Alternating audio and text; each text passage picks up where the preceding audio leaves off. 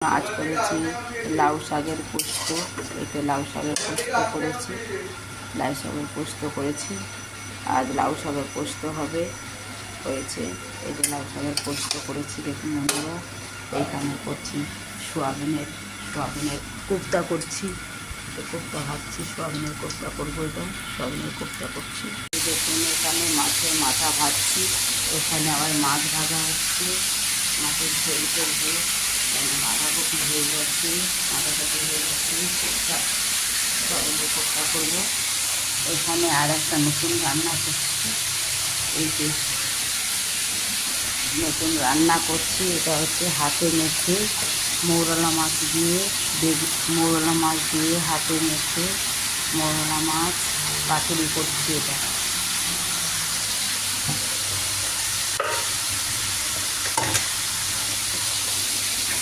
এই দেখুন, এটা হচ্ছে মৌরলা মাছের পাতুরি করবো। এই হাতে মাখছি, এখন হাতে মাখা করে কাঁচা লঙ্কা, ধনে পাতা, টমেটো সমস্ত কিছু দিয়ে হাতে ভালো করে মেখে এইটাকে মৌরলা মাছ দিয়ে আজকে এটা পাতুরি হচ্ছে। যেহেতু পাতুরিটা করা যায় কলা পাতা দিয়ে করা যায়, কলা পাতা তো আমার কাছে এই মুহূর্তে নেই বলে আমি এটা পুরো কড়াইতে বসাচ্ছি।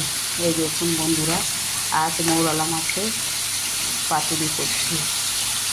এতে হাতে মেখে আলু, বেগুন, পেঁয়াজ কুচি, ধনে পাতা, টমেটো সমস্ত দিয়েছি এখানে, দিয়ে মাছটাকে দিয়ে মেখে বসাবো আজকে।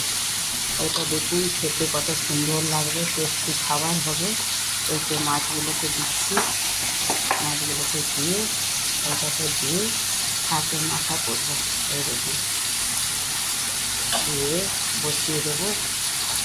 সেগুলো খেতে হেভি লাগবে, হেভি খেতে লাগবে। এটা মৌরলা মাছের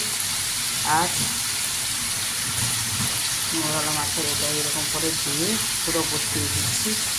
মৌরলা মাছকে দিয়ে আজ হচ্ছে মৌরলা মাছের এখানে এই মাছের মাথাটা ভেজে রেখেছি। ভাজা হয়ে গেলে তুলে নিয়ে এর মধ্যে কালো জিরে, কাঁচা লঙ্কা ফোড়ন দিয়ে এটা বসিয়ে দেবো। এটা হয়ে গেলে, মাছ ভাজাটা হয়ে গেলে এটা বসিয়ে দেওয়া হবে। এখানে করছি সোয়াবিনের কোফতা করছি। এটা সোয়াবিন কোফতা কারি। এইটা সোয়াবিনের কোফতা ভেজে রেখেছি, কোফতা কারি। আর এটা দেখুন মৌরলা মাছের ভাপাটা, এটা হাতে মাখা, একদম কালারটা কি সুন্দর এসে গেছে। একটু ধনে পাতা ছড়িয়ে দেবো, ছড়িয়ে দিয়ে নামিয়ে দেবো। পুরো পাতুরিটা আলু ফালু সব